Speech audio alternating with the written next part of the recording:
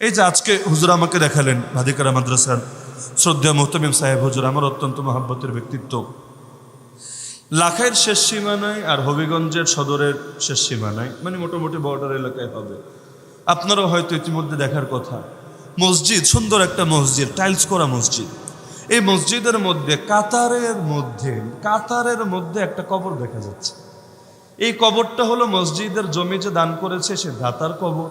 এত জায়গা থাকতে মসজিদের মধ্যে এনে দান করেছে, ভালো কথা। এখন মসজিদের মধ্যে কবরটা যে দিয়েছে, কবরের উপরটাও আবার টাইলস করা, মানে কাতার, সামনেও কাতার, পেছনেও একটা কাতার, ডাইনেও কাতার, বামেও কাতার, মাঝখানে হলো স্মৃতি হিসাবে তার কবরটা, এটাও আবার টাইলস দিয়ে ঘেরা।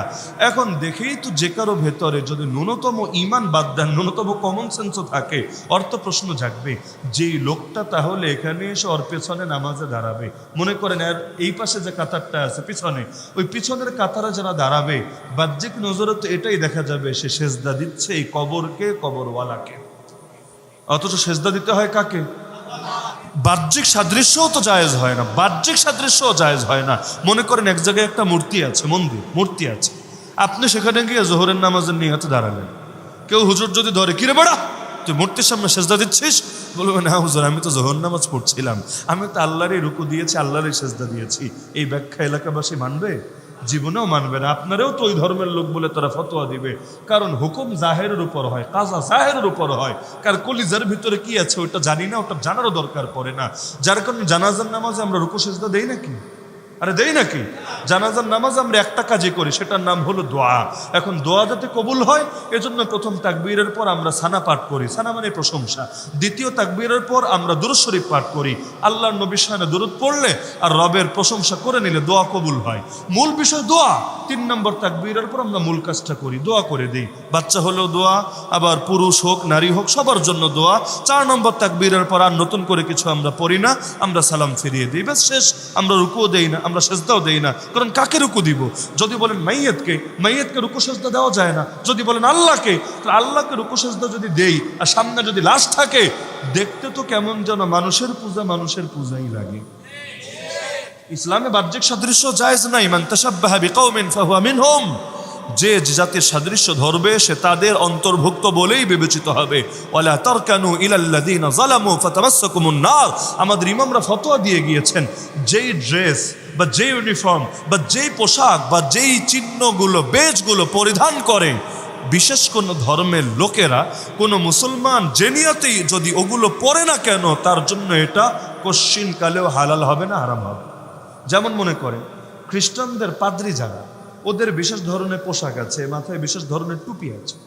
হিন্দুদের পুরোহিত যারা, বৌদ্ধদের গুরু যারা, ওদেরও বিশেষ ধরনের কাপড় চোপড় আছে, নাকি নাই? আছে। কোনো মুসলমানেরও নিয়ত যাই হোক না কেন, সে যদি এগুলো পরিধান করে, জগতের যে কোনো মুফতি যার ইমান এখনো জিন্দা আছে, বিক্রি হয় নাই, সে ফতোয়া দিতে বাধ্য যে সে একটা কবিরা গুনাহে লিপ্ত হয়ে গিয়েছে। আজকাল বড় দুঃখ লাগে, বড় দুঃখ। এই যে ব্র্যান্ডের কাপড় চোপড় কিনে আপনারা যে ঈদ করেছেন, এমন লেবাসও আমাদেরকে দেখতে হয় যে নিচে যা পরেছে এটার নাম পায়জামা না, সালোয়ার না, এটার নাম ধুতি।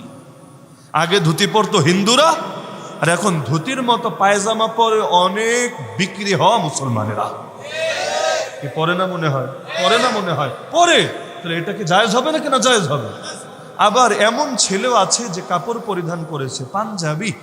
তবে কেমন পাঞ্জাবি জানেন? যে কেউ দেখলে বুঝবে এটা হলো নারীদের কামিজ, ওই 3 পিসের একটা পিস আর কি, মানে ওই রকম।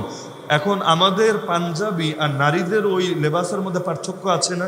ডিজাইনে পার্থক্য, সেলাইতে পার্থক্য, বহুত কিছুতে পার্থক্য। এটা কি পার্থক্য আমার বলে দেওয়া লাগবে না, আপনারা দুইটা বাসায় গিয়ে পাশাপাশি রাখেন, তারপর দেখেন কি পার্থক্য।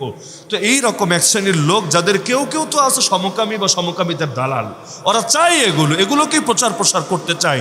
আর এই রকম সমকামী যারা, টপ আর বটম, এগুলোর দেখলেই চেনা যায় ওদের চলাফেরা, হাসি, মানে সব কিছুই জানি কেমন।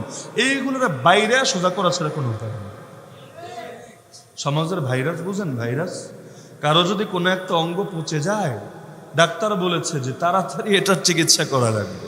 আর পচে যাওয়া অঙ্গের চিকিৎসা আমি যতটুকু জানি এটাই, কেটে ফেলে দিতে হবে, না হলে ডাক্তার বলে দেয় ধীরে ধীরে পচন বাড়বে, বাড়তে বাড়তে বাড়তে একসময় পুরো গায়ে পচে যাবে, আর কিছুই করার থাকবে না। তো ইসলামের মধ্যে অনেক বিধান দেওয়া হয়েছে ভাইরাসের ট্রিটমেন্টের জন্য। যদি যেখানে পচন ধরেছে ওটার অপারেশন না করেন, ধীরে ধীরে ধীরে ধীরে পচন বাড়তেই থাকে আর বাড়তেই থাকে।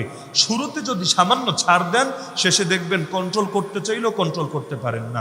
বাচ্চারা যদি ছোটবেলায় আদব কায়দা না শেখান আর বড় হয়ে যায়, তারপর নতুন করে আদব শেখাতে চান, আদব তো শিখবেই না, উল্টা আপনারা শেখাই দিবে, একেবারে নিয়ে বৃদ্ধাশ্রমে ফেলে রেখে আসবে। তো যে কিছুর একটা নির্ধারিত টাইম আছে, এর মধ্যে করলে সেটা সহজ থাকে।